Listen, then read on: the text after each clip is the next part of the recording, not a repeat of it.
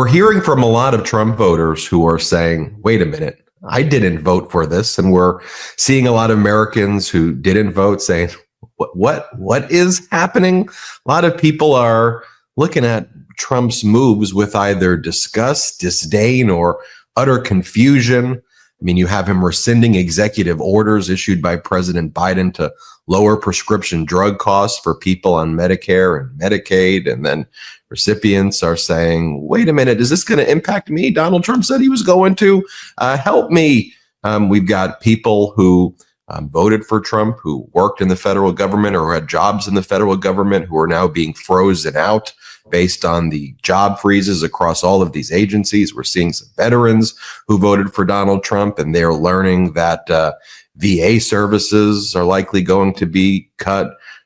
We see Latino voters for Trump who said, oh, he's just coming for the terrorists. That's it. Just the terrorists, not coming for my family. And we're now learning that they're going to be raids on churches and schools, and worksite raids are happening again.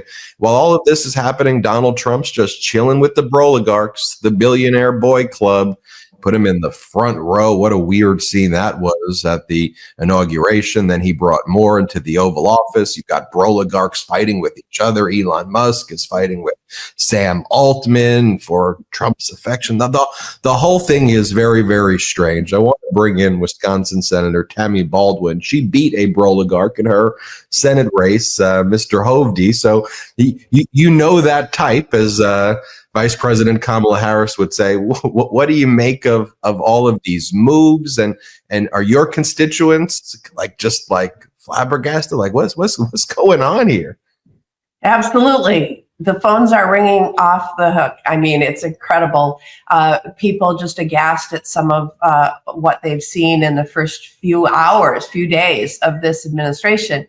You know, I was at the inauguration and I saw up close that row of billionaires.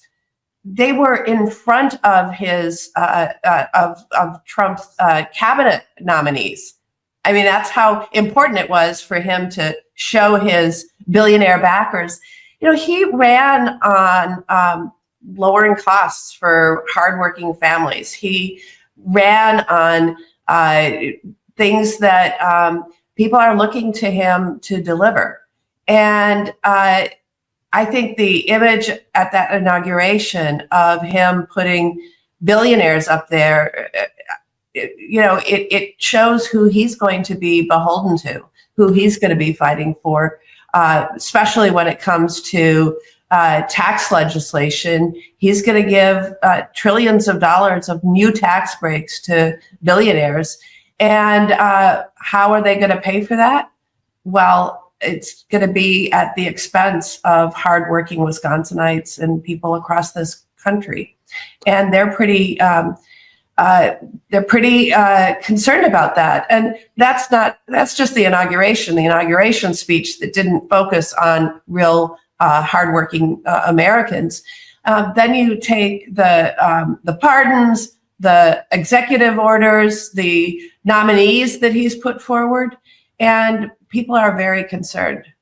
You know, I've been referring to him as a WMD, a weapon of mass distraction. And, he's doing what he did before. He tries to throw all of these shiny objects, Greenland this, and I want $1 trillion from this, and 18, just throwing up kind of numbers. Right. Are people falling for it this time, Senator, or are people saying, whoa, whoa, whoa, whoa, whoa? You were talking about inflation, prices. We ain't falling for it this time. Right. So you talked about bright, shiny objects. And, his advisor, Steve Miller, he said, we're going to just flood the zone, basically. So much out there that it's distraction, as you say.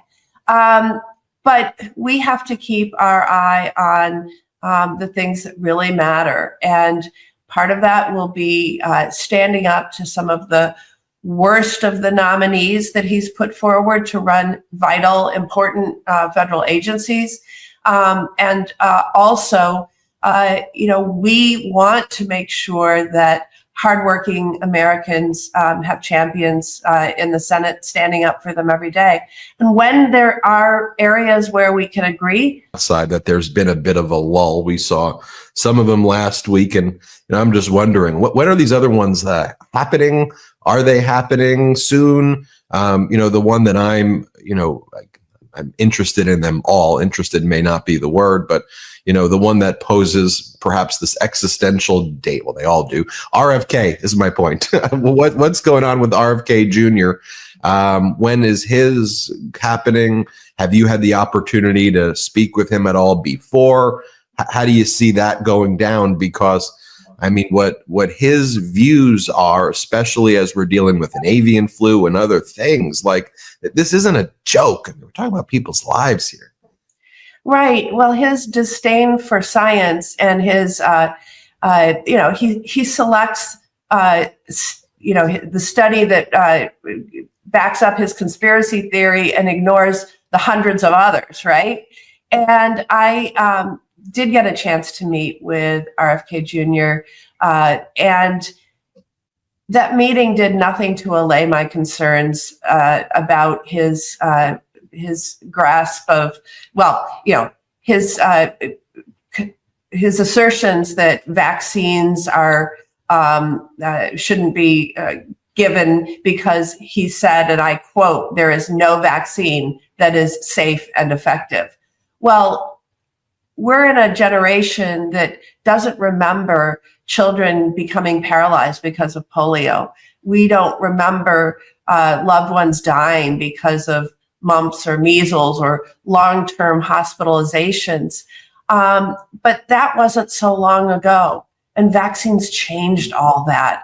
And I think about his assertion, RFK Jr. saying that he was going to fire 600 scientists who are working to find cures to diseases like cancer, over at NIH.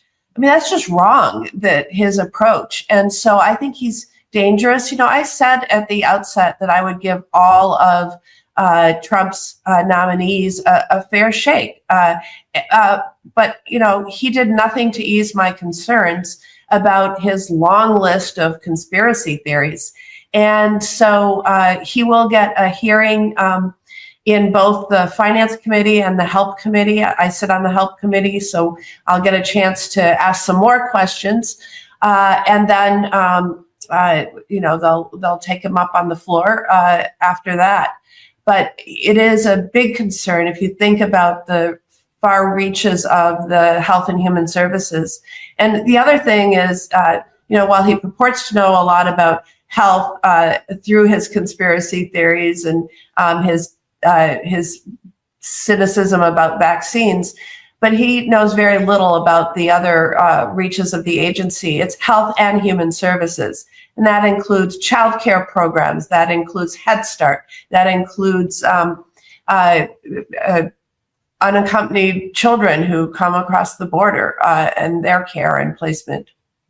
And here's the thing too, whether you're in a red state or a blue state, whether you're a Republican who voted for Trump living in Wisconsin or a Democrat in Wisconsin, this stuff hurts your life, not the deranged conspiracies that are being spewed on Trump's social media company or Donald Trump selling meme coins, although if he hoodwinked his supporters into buying meme coins at the peak, it's not doing that well right now. And how shameful and weird is that the guy's selling meme coins from the Oval Office? But we'll leave that for another discussion.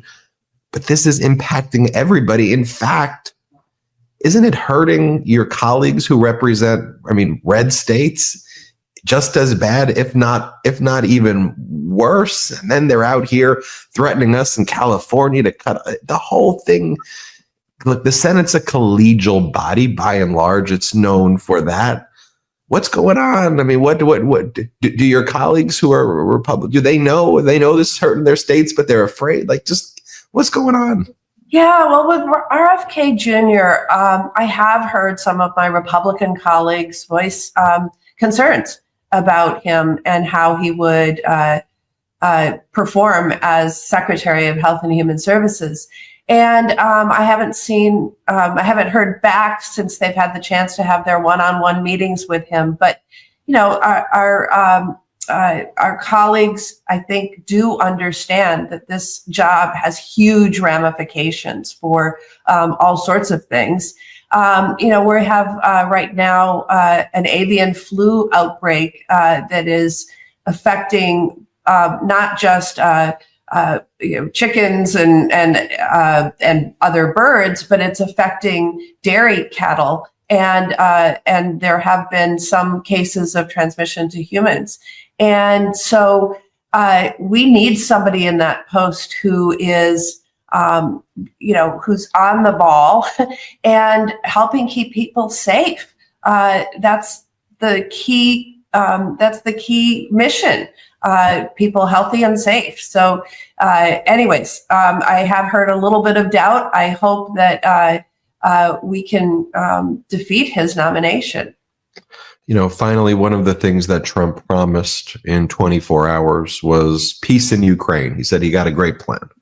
He said he can't reveal the plan, but we would find out in the first 24 hours. He did say after the election, but I shouldn't give him the benefit of the doubt, but I did and said, okay, he meant after the inauguration. So then he doesn't really say anything. Then he says that actually he thinks Xi Jinping should be the person to lead negotiations, which was very odd to say the least.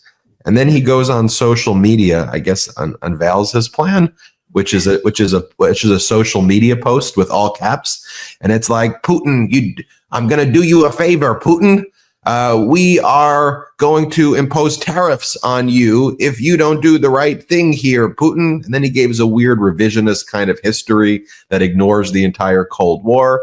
But there's sanctions. There's no trade, so there's no tariffs. He doesn't even know what tariffs are. And then today, just before our interview, he was asked, do you think by next year, a year now, there will be a peace agreement with Ukraine and Russia? And now his response is, you're going to have to ask Russia. No. I'm asking you, Mr. President. You were the one who said that you had this figured out. I want to get your reaction to this. And then finally, just on all of these promises, did you think on right away he would just break them like, boom, day one, and just admit to everyone it was all a fraud? Or do you think he was going to drip it out a little bit? Well, I think that is why they're using this flood the field, flood the zone strategy, is to distract from those very things. He did promise a lot. And, I wouldn't be surprised if he says, I've kept all my promises.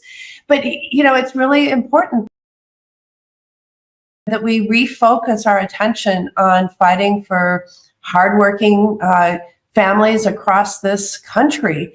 That's what people voted for. They voted for groceries they could afford, childcare that they could afford, housing that they could afford. That's the real struggle, and we need to bring the focus back. And we need to hold him to account when he fights harder for the billionaires than he does. Liquefied natural gas export approvals. US LNG plays a critical role in geopolitical stability and supporting global emission reduction, a fact that has been confirmed numerous times over the past decade. The latter states, as the world's largest natural gas producer, the US is well positioned to meet the dual challenge of supplying the world with affordable, clean and reliable energy, all while reducing global emission. The misguided permitting pause should be lifted immediately, and DOE should ensure that any public interest study uses well-reasoned estimation. Other recommendation to do including promoting U.S. energy exports, creating fair access to export authorities, and avoiding unnecessary delays, providing greater certainty for critical energy and infrastructure, and enhancing energy reliability with advanced natural gas storage. Our recommendation